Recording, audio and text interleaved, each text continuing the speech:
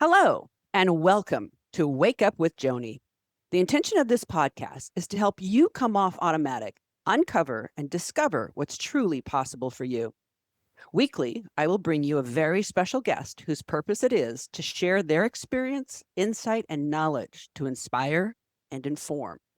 From wisdom keepers to healers to leadership experts, coaches, and authors from around the globe, we will bring you cutting edge information and tools so that you can wake up, take charge, and live your healthiest and most powerfully alive lives.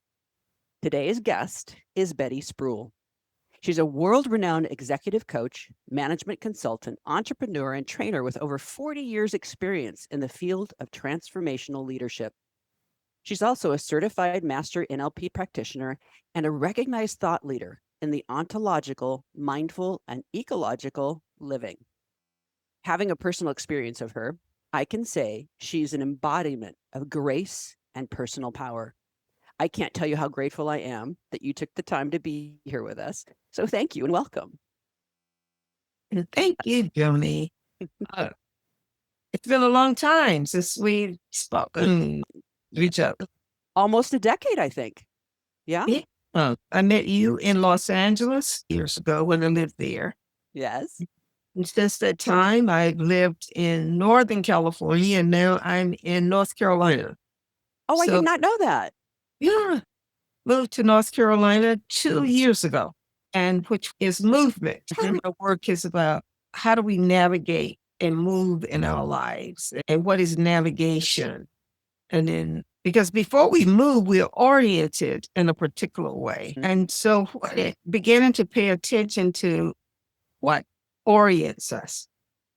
And what I'm finding in my many years, I'll call it many years of living, is that human beings really do care. And what we care for and care about orients us. And sometimes what we authentically care about gets covered over, right? With our fears, with our doubts and all of that. But it's still something that pulls us towards our future or a future. And so what I'm learning more and more is that when it's a future of we, not just a future of me, there tends to be more happiness, there tends to be more joy, there tends to be more, and even more power in that.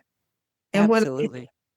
and when I say a future of we ecologically, the earth, all beings on the planet, give you a quick example. This morning I went to see my chiropractor, and there was a little 6-month-old baby that she was working on. Yeah, this little thing. Oh. His little body, and he's laughing and he's having fun. And it's not always, for me, pleasant when I go to my chiropractor. But I got so much joy watching this little one. And she said, I was working on him when he was in the womb, and he came out, his head was twisted in a way. And so she's been working on him to bring those muscles back in alignment and all of that. And I said, that's how we are. We're always working to bring our lives back in alignment or into alignment with that which is for the greater good of all of us. And I was happy watching this little boy. And it's painful. But he would laugh and he would bat his eyes, and she would go, it's okay, honey. It's okay. And his mom was there. And he would look at both of them with trust. I'm going to call it trust. He may not have called it that.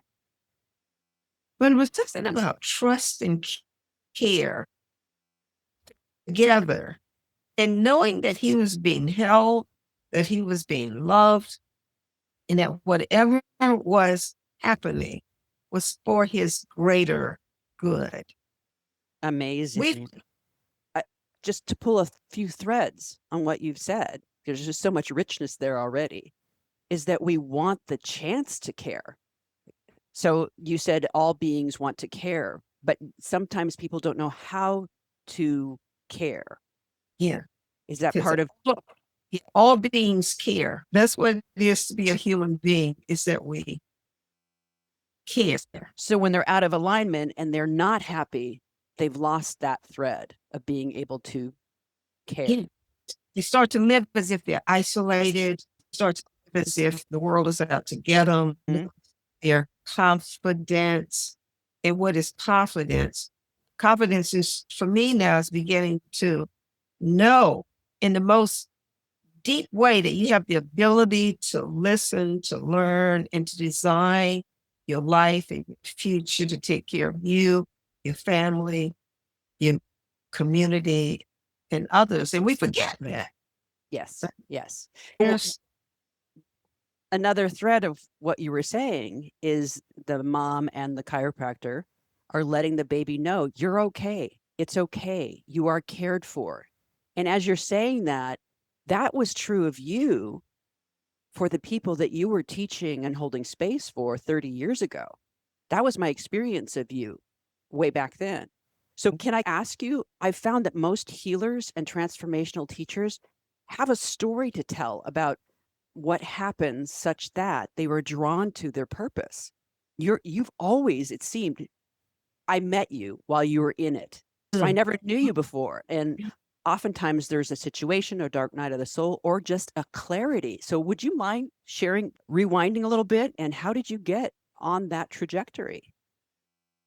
This is a great question because what I'm working with now, I have a school, I have a coaching school, and my coaching school is about working with people to cultivate, not just have something already. Like a garden. When you have a garden, you plant seeds and you take care of the seeds that you plant and they grow and they don't grow. And then there are hurricanes and tornadoes and flooding and all of that. And this little piece of land, a big piece of land, is there for you to grow something. And the cultivation of that becomes the journey.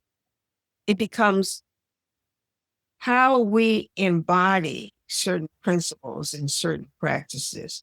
So I was born on a farm here in North Carolina. Let me tell you that, Eastern North Carolina. And my dad was a farmer. He was a sharecropper. And he lived a piece of land, not much. But he would, and it was a quiet man. And he was a fisherman, and he was a hunter, and all of that. And no matter what happened, he'd say, we'll be all right. That was the thing. Big family. There were 10 kids in my family. Say, we'll be all right. And then when being born in North Carolina in the 40s, there was racism and still is in a different kind of way. Whites only, coloreds only, don't ride on the same bus in the back of the bus. I grew up in that. And my junior year, I was selected to be one of the kids to integrate the white high school. Wow. And it became quite ugly. Saying, if that daughter of yours goes to this school, we're going to kill her and kill you. And we had people come and guard our house at night. It was a time. It shows what happens when people operate as if there's only one worldview, not as if there are multiple worldviews. So I was angry and begged my father to not, because he had been threatened so many times. And I said, Daddy. And he said, I did not raise any cowards. You're going to that school. Wow. So the way he was gave me confidence, right? Confidence that all this stuff goes on in the world, war, hatred, bigotry, it goes on. But then at some moment in time, when I was in my senior year in college, it was, what do I want to share with the world and share it? And then began to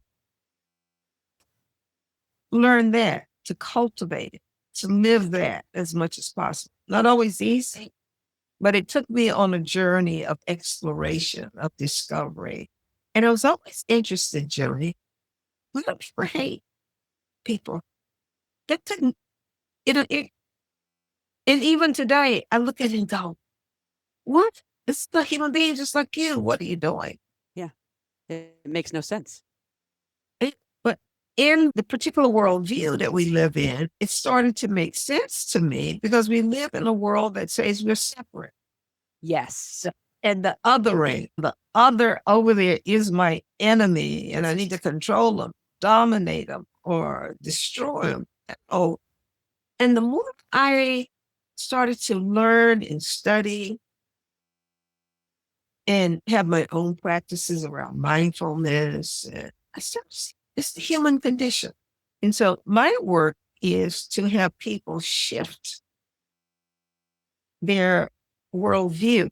So I like to use it, their worldview or their mindset, so that what is having us all be here can be experienced. Just care. But if you think about it, there has not been one human being come onto this planet, as far as I know, that did not come through a womb. And to carry a child, I've never carried one, but to carry a child, as I watch mothers, is care. You're using your body for 9 months and using your body and then caring for that little one this morning, watching this little one. The mother was right there. You okay? I got you. So what it is to care then, it's a little different than love, but they're closely connected, but we care. And when we stop caring, it becomes a form of, this is a tough word, but I'm going to use it. It becomes a form of evil. When I no longer see you, because when I care, I see you. Right. You belong here. I belong here. And as a mother, and that's why I like to use the mother, because you see mothers, they do anything for their kids, some of them. They don't eat to have their kids eat. And so that's kind of care. And when we stop caring and it becomes about me only, doesn't mean you leave you out of caring because of your self-care. Well, when we all have a context big enough to care for you, then something emerges, a new kind of happiness and peace, because you're cultivating that which will have us live together in harmony, will have us embrace. And I call it spirit. The spirit that is waiting, is always waiting for us to give birth to that. Yes. It's there. So there are so many pieces to this as well. It is a deep dive we could do on this. So I want you to say anything you want about all of it. The idea of epigenetics Mm. in terms of, I did some deep diving myself in 2020 because I really want to, what do I know? What do I not know? What do I not even know that I don't know? Yes. Yes. And so I have a greater understanding. I think I have a pretty profound understanding coming from a white body. But is there something coming from your experience that you would like to say in terms of what's the prescription for and the critical mass for? That feels like what we're heading toward, is that if we can get enough people caring, kind of like the 100th monkey, get enough people caring, the others will, it just won't be hospitable. The evil will not have a place. And the thing is, what's so interesting is that because we're interconnected, you and I are breathing the same air, even though you're in California and I'm here, but we're connected. So what connects it? What connects us? And in our connectedness, if we that's what also makes us fragile. Please, more on that.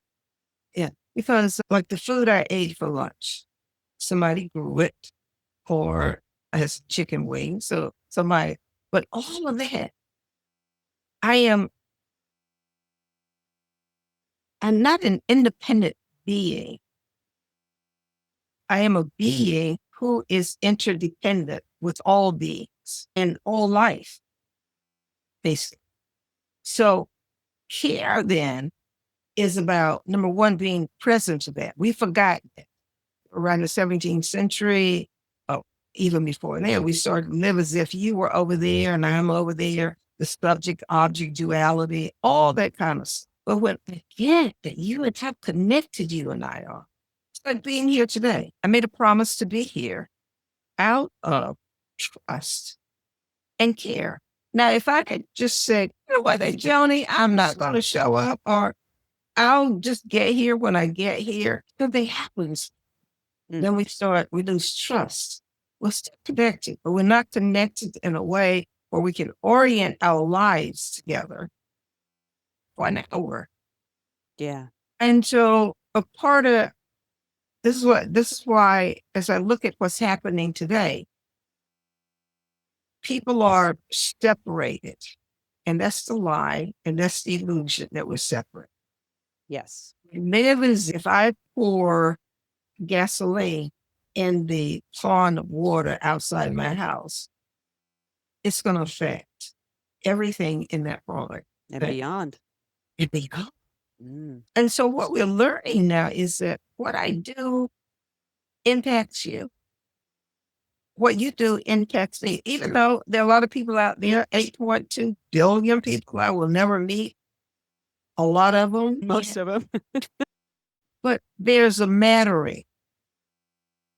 They matter. I matter.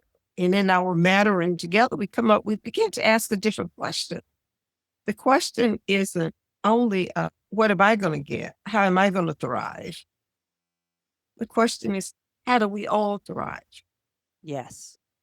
How do we all live together? And with what's happening with the environment right now in climate, it's a very good question to be asking. With heat and everything else, it's because this will only be solved. The Together. condition was cleared together. Yeah. You're right. Everybody playing a part, and people getting that their significance is tied to their contributions to the whole. Absolutely. The worthiness piece. That is Yes. such a, I heard someone once say, if you want self-esteem, do esteemable things. But so you see, in cultivation, I've been doing this work for 50 some years.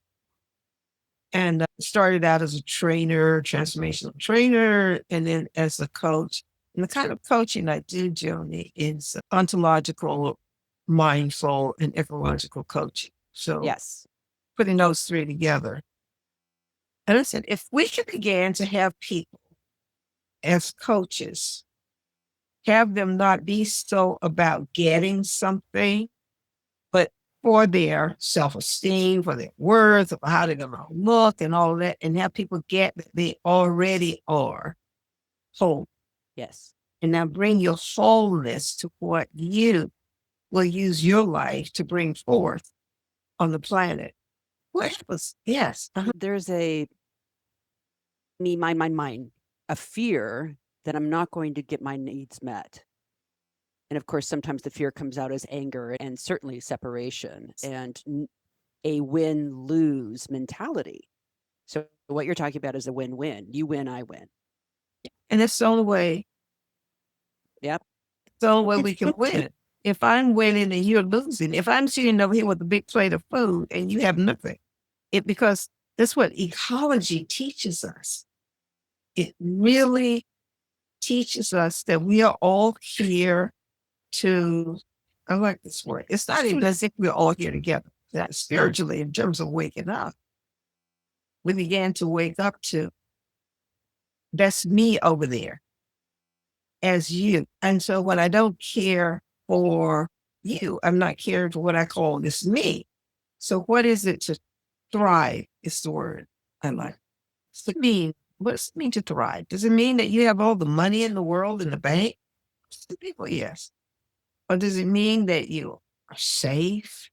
that you are warm, that you have food, you can have intimacy, there's care, and that we can dwell together in a way which is what community is. We're dwelling together. And one of the things I've gotten into lately, which I never thought I would, which is interesting, is happiness.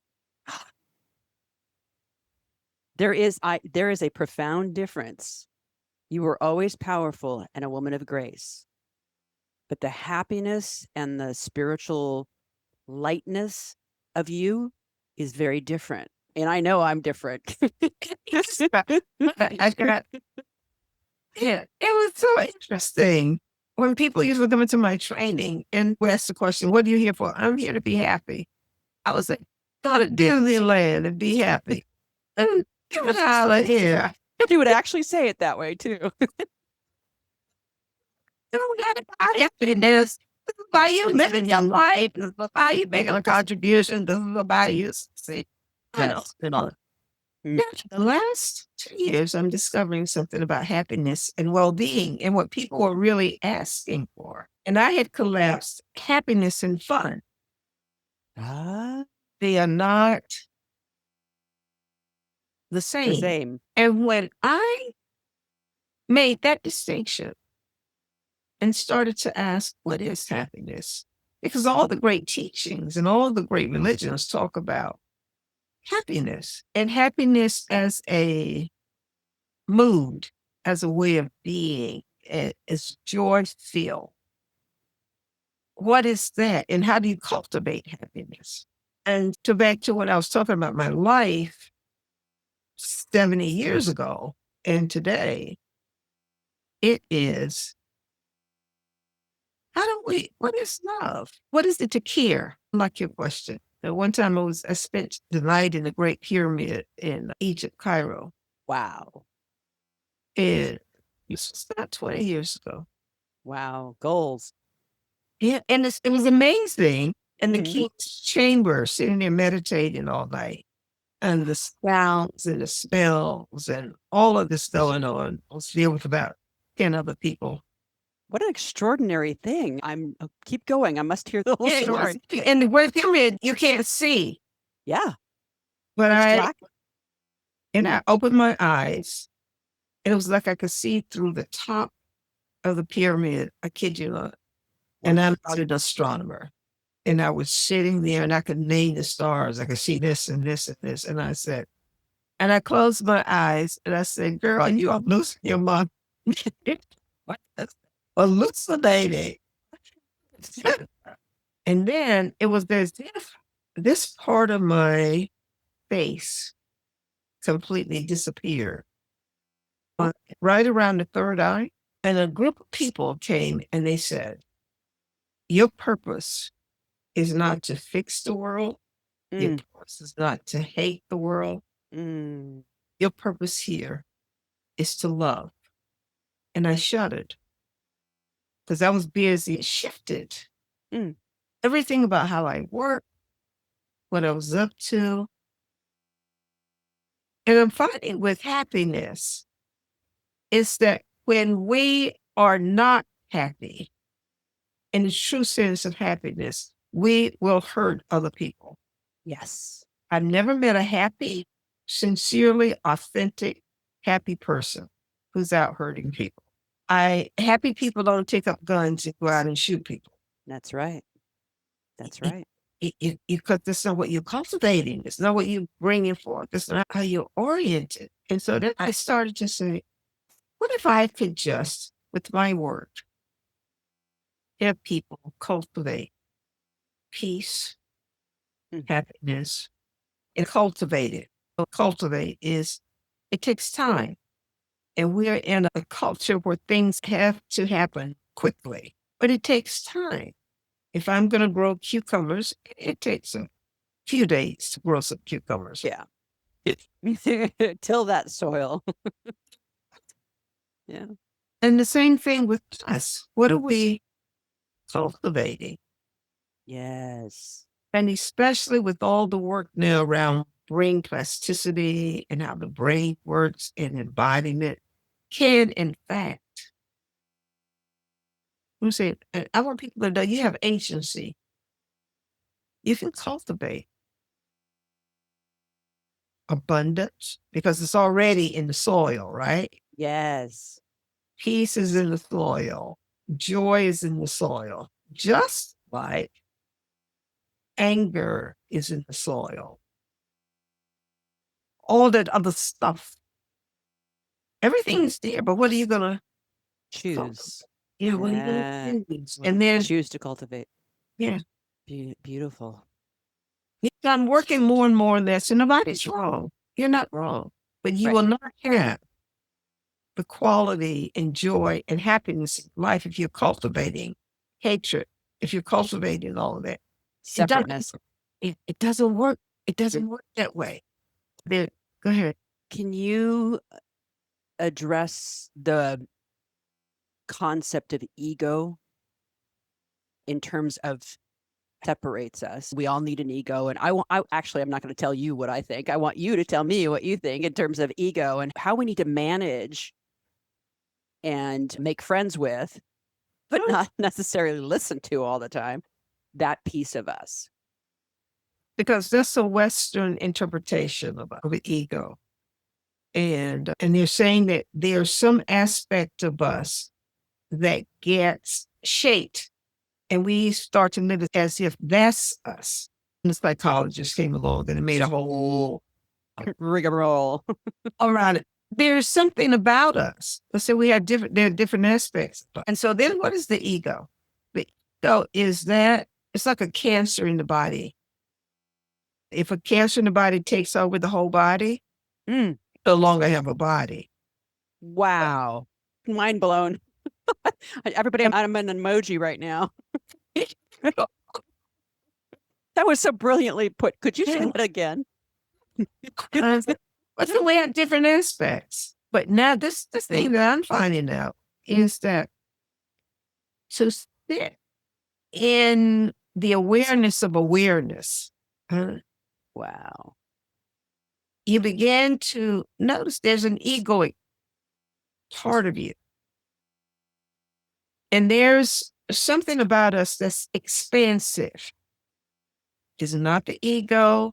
It's not our body. We have a body. We're not our emotions. We're not our feelings. But can we begin what is it that will allow us to observe and then choose from that observer rather than the ego, which is, when you break it down, it's that aspect of us that has wanted and not gotten.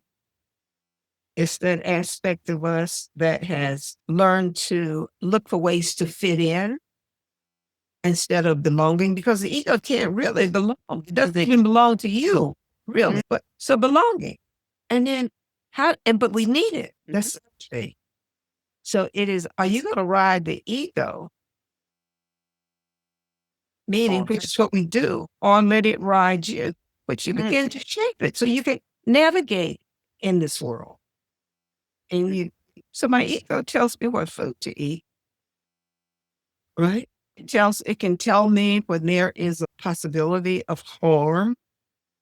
Not always, because what the ego is doing is protecting its territory. Yes. Yeah. In so many unattractive ways sometimes. Yes. Yes. So when you go, okay, my ego is my friend.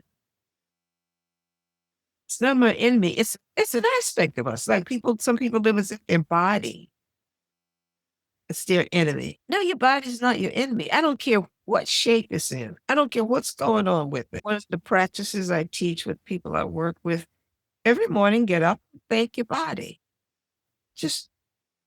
And as you're eating or whatever you're doing, anything that's physical thank your hands. Amazing these hands are. You have beautiful hands, by the way. I mean, but they're amazing. You and I can this all today about our hands. What this is going on to have us be here. And so by giving gratitude and just by saying thank you, it releases something in the body that is beyond the ego, which is always striving, always seeking. Mhm. Not seeking anything. I'm saying, thank you, hands. Thank you, ego, for any breakdowns, because every breakdown led me here to this moment. So it's a funny thing about the ego. We've made the ego a bad guy or gal. And What? And I love what so here's part of the deliciousness of what as I'm listening, like the observer, like I'm having a conversation with you, but there's part of me that's going, this is an amazing conversation. She's saying things in ways that nobody on the podcast has said them. There are universal truths, but how they are delivered, how they are interpreted, yes, people can hear them in different ways. They maybe couldn't hear it from me, but they can hear it from you. So I'm yes. just there's a part of me that's a little kid and they're going, this is so fun. This is amazing. I got that. Okay. So I just want to let you know that's going on. Okay. Yeah, because this whole conversation, which we forgot, is that we're Yes. interconnect. And to move in the physical world requires a certain set of skills. Yes. That's why you're a coach. That's why people come to you as a coach to get the skills, okay. And if you're running a company, you need the skills of company running. If you're playing the violin, you need to learn the skills of playing the violin. But Yes. this is what we do. We learn. That's what this body is here for, to learn that which will have us navigate with serenity in the world. I love that. So can you talk to me about the word surrender that just popped into my head? Yeah. Serenity. Surrender is, just right, because it goes back to the things that we have control over Yes. and the things we have no control over. Yes. Like right now, they're forecasting a storm here in North Carolina. It's been raining and windy a little bit. I have no control over it. But what can I do? I can go in my house and be safe. But even that's not a guarantee. So that's what just being in this body makes us fragile. Vulnerable is another word. Yes. Which people love to hate Yeah, until they get the power of being vulnerable. yeah, Mhm. which is it's in our vulnerability that we learn, that we shape. And I don't live too far from where the Wright brothers did their thing. Wow. Observing and said, we'll make a plane. Because human beings can fly, but they can't fly without technology, right? Mhm. It's like the same thing with chat, GPT. We're learning it. And technology is shaping us as we are shaping technology. And the people who will learn, right, they can navigate and they can move. And the ego sometimes has a fear about learning. It thinks that it's going to die because it's become fixed, right? And so it's a matter of telling it, just like a child. Okay, I'm not getting rid of you. We're just developing Yes. a new competency, some new skills. I'm going to go over here and play with the little white kids. It's okay, ego. Believe me, you don't have to become a white kid. You can go and play and learn. I'm going to go in and hang out with the little Spanish kids of the eight. You know what I mean? But the ego is the one that's going, no, you can't do that. You get swallowed or hurt you. Yeah. We're supposed to be separate. It's supposed to be simple. Yes. And which is, and then the ecological, and I call it a worldview, and the ecological worldview, what's promoted is connection. It's diversity is not an issue. But the whole world is diverse. There's Joni, this conversation. There are no two people on this planet with the same Anything. fingerprints. So we're not same. So that's diversity already.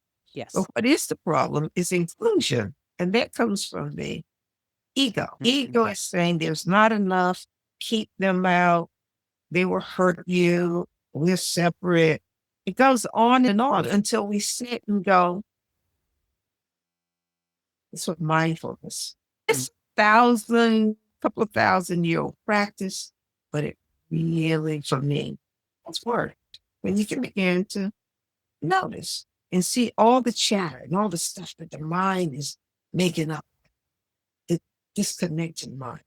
And then at some moment in time, it's a lot of practice. So to turn off the chatter, or what you call mind chatter, I was going to tell you about the breath and the thing and the meditation or whatever. What you tell me. No, it's good. No. It's also called the monkey mind. Yes. So that is one of the questions in terms of, say, in yoga, when you're in meditation, or how do you turn off the mind? And you talked about the observer. So the mind is never going to be completely turned off, but you can become the observer instead. Do you agree, disagree? I guess so. You begin to notice. It's in when you become the awareness, and as this observer from that awareness, it's like the sky. There are many clouds that go through the sky, and you observe them without judging, without attaching yourself. So I don't promote non-detachment when I promote non-attachment. Yes. So yes, good distinction. You get to notice all these thoughts that come and go all the time, emotions and feelings. And then the more I practice mindfulness, the more I notice that they come and they go. But what remains? The space in which they are occurring, because they have to have a space in which to occur. It's just like the sky. If they were in the sky, we couldn't have clouds. But what happens? The clouds come, they go. But the sky, what we call the sky, is always there, which makes it possible for the clouds. So I love that analogy. That's awesome. I borrowed it from the Buddhists. Oh, well done of you. So did you have more on that? No. Okay. No. So would you mind just defining, because I know I'm assuming that we've talked a lot about different aspects of your ontological coaching teachings, what have you. What does that word mean exactly? Ontology is a Western philosophy, branch of Western philosophy. Okay. And what it has to do is that our perceptions of reality shape reality. They're basically saying there's no reality out there. There's no world out there, but that the world is occurring out of our perceptions. And with that perception, there's language. There's a lot of work around language. Language is a creative force, one of the greatest creative forces that we human beings have. Doesn't just describe, it brings forth realities. You listen now, somebody say something. Let me see if I can get it this way. So we're saying that we are interpretation, and we're interpretation all the way down. And in these interpretations, as we speak, you could say something and trigger, and we get triggered all the time. You trigger my actions, you trigger how the world occurs to me, because it's being spoken. So speaking in itself is creation. And we human beings, language, in the ontological world, they say language is the house of being. So watch your words, because your words create. And then with us, and this is the beauty of learning about language, is that how we got to be here together is that you and I, we were using language. You made a request, and I said, yes. If the request had never been made, you weren't reading my mind, there was something else could have been going on, some psychic stuff, I don't know. But yet, you took action with language. And then I said yes. And then we made the time. But that happened in language. So what is a business? A business is a language. That's why GTP, the artificial intelligence, they keep saying it's based on language, which is so true, Joni. I'm telling you, we human beings. Without language, we wouldn't be here. But anyway, so then ontology, it really is about having people begin to explore their beliefs and not just because we're historical beings. When you were born, and as I told my story from before, I was born into a conversation that was going on way before I got here. Oh, yeah. And so a part of waking up, I like your podcast, a part of waking up is waking up to that. Yes. We're beings of interpretation. And that many of the interpretations, all of them that we devout of, from our parents, our religious interpretations, health, beauty, all of that has been created by someone's.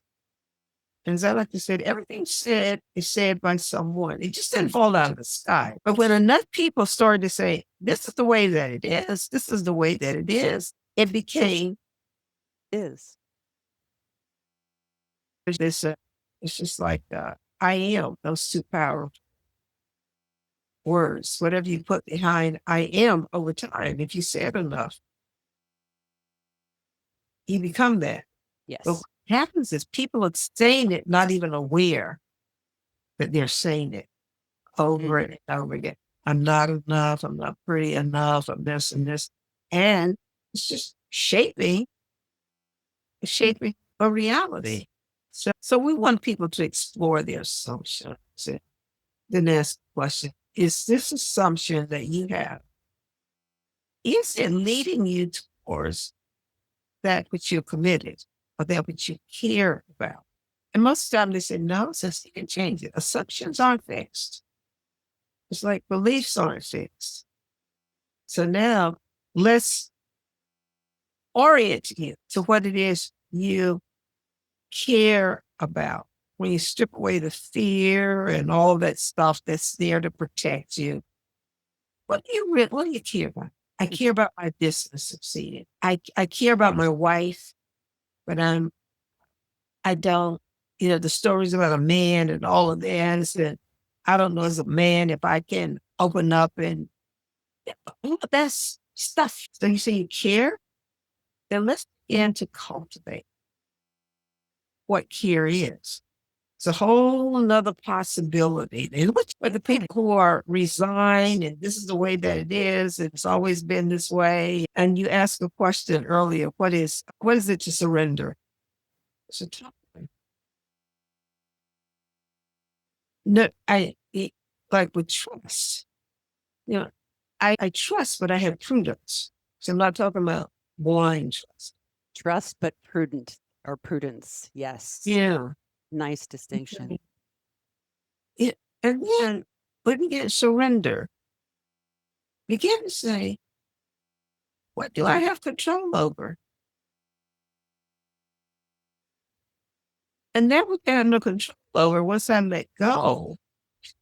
Serenity then is something that starts to emerge. And in the past is past. What I did 10 years ago, I did 10 years ago.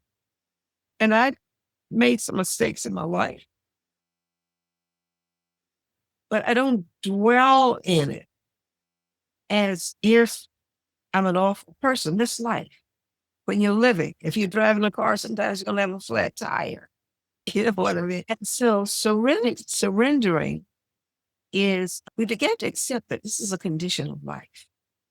As I tell the people I work with, we're not here fabricating a happy, but we're happy, everything is okay world. We're here saying that there are circumstances, there are conditions, people get sick, people don't fulfill on their promises.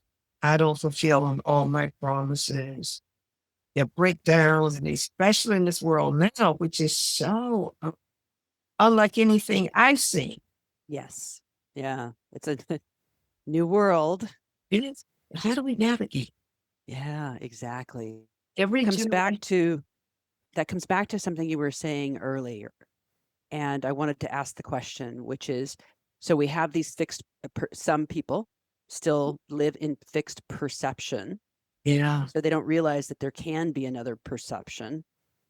And what you're saying, as that ties into happiness, is that agility is necessary, especially in this world, in this time, this extraordinary time. Yes. Yes. Yeah. So no, the illusion of control Yes. is it let the control go and at the same time knowing that I'm fine.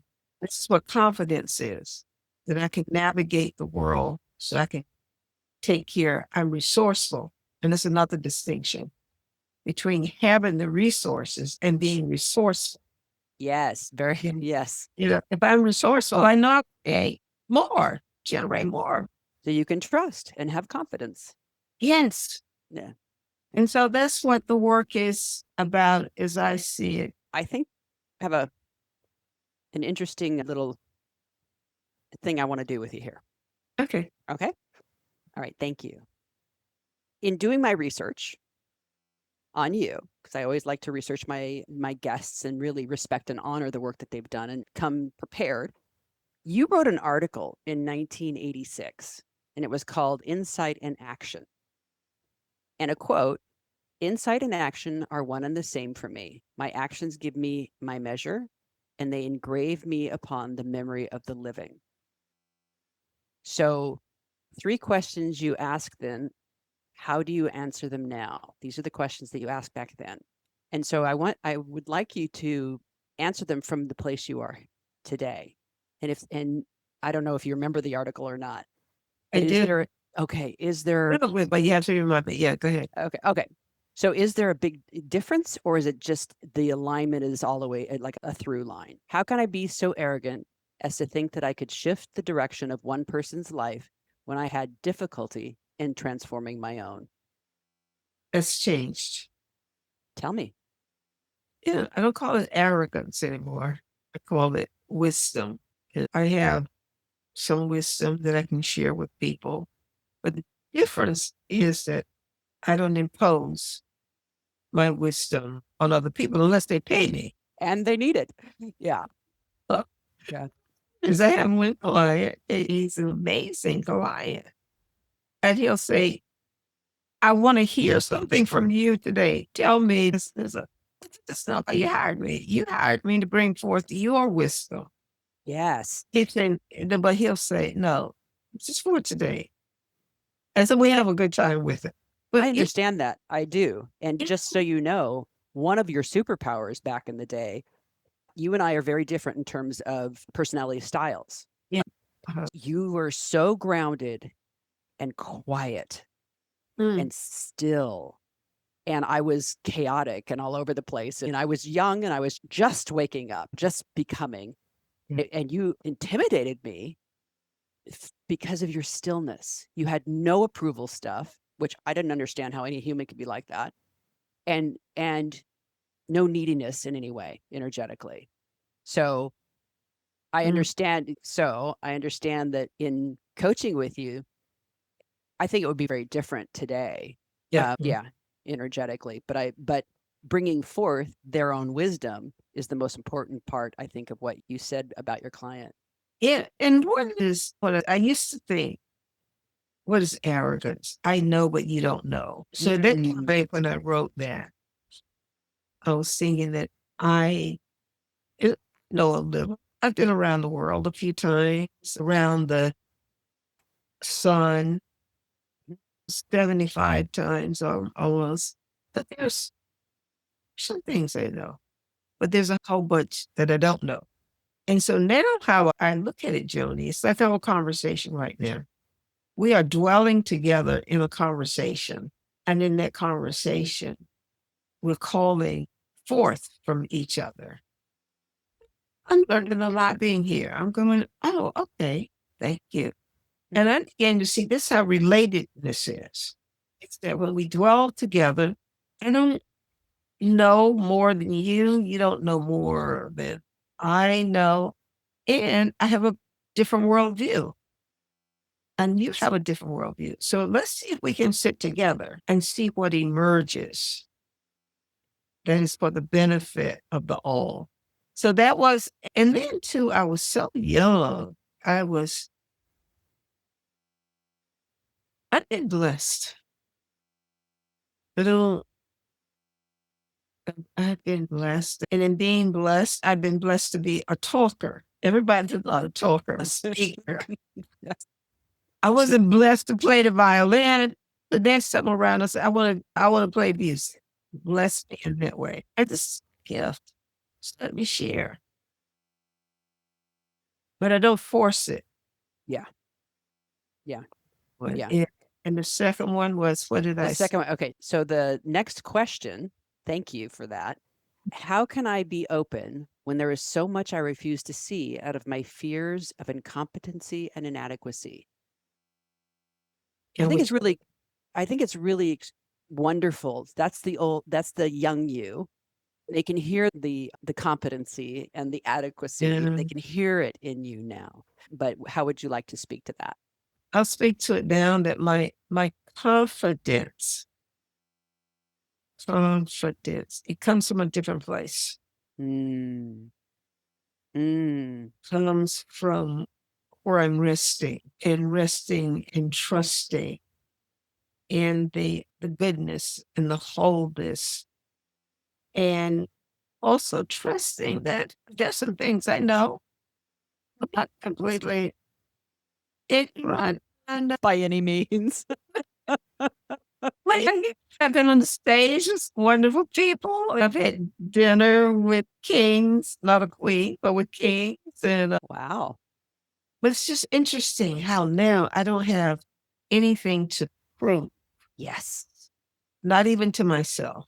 Yes. That's where both where serenity and confidence comes in again. But just 2 years ago, with my company, I didn't know where I was going with it. I was ready to sell it, turn it over to the people who work for me and with me. And then finally I said, it was a moment when I was walking and I said, I have a song to sing. So sing it. Mm. Whether it's in this company, whether it's someplace else, no matter where it is, which is what I've been teaching for years, sing your song. Everybody has a song to sing, poem to write, however you want to put it. And you're not singing your song. There's a whole and this whole universe. So sing your song. Yes. And I started to sing your song. Sing your song. And Yeah. That's if I could give that to every listener out there, sing your song. Sing your song. pump up the volume. Yes. Saying, turn up the volume. A friend of mine, I was talking to her, and she said, turn up the volume. Turn the volume. Oh, I've been on blast for the last 2 years. I know, I said, turn up your volume. Yeah. Our future, because what's making the most noise is What you. people are gonna hear. That's right. So Yeah. that's what I said, turn it up. So when I got your message, I said, okay, this is what you said now. Yeah. Yeah. Oh, I'm so excited for people to hear you. All right, I'm going to ask you the last question, and then please let us know where people can find you, if you have any workshops coming up, and the coaching, all of that. So, the last question that you wrote or asked yourself 30 years ago: how do I accept responsibility for sustaining and increasing beauty and care in the world, or give meaning to the words humanity, liberty, and happiness when the power they once possessed has been worn out? It's democracy now. We want to talk about democracy. What is is democracy you do whatever you want to do? I don't think so. Democracy is people living together and dwelling together. And dwelling together where they come up with ethics and morals and rules and all of it, or how we will live together. It is a word that has been, what can I say? People don't understand democracy. I am reading and studying, like this little book I found, Abuse of Language, Abuse of Power. Yeah, By whom? Joseph, Pieper. Okay. And I had it tucked away someplace, and I went and got it because I know the power of language. And there is a way, because the beauty in the world comes through us.